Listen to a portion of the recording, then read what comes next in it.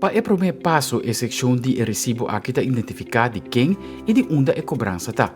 Essa aqui está inclui o account number e o location number para se pagar online e também o último dia de pago. Passo 2 está vista. Este é resumo cortico de lo que o balanço está, incluindo a cobrança de luna aqui, dos o total de período atual, o saldo total de conta e fecha que cria a cobrança aqui, essa é statement date. Passo 3 está o meter. Essa aqui explica o consumo para a luna, mira o stand anterior e o stand atual. Corre check a coluna de consumo para mirar quanto kilowattuur está consumido para a luna.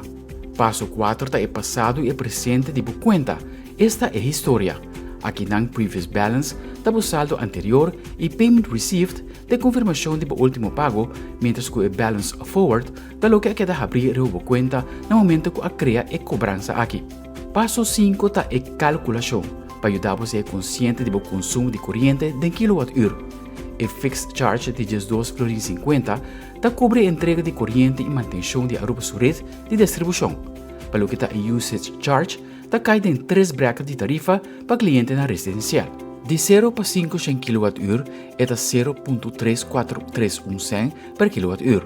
De 501 para 1000 kWh está 0.3531 cent per kWh.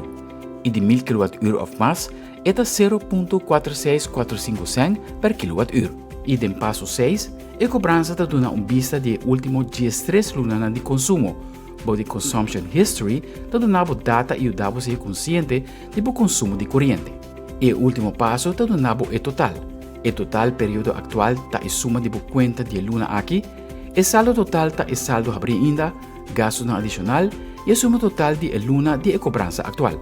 Esaki está 7 simples passos que o ELMAR está brinda para Compronde a cobrança e tomar controle do consumo.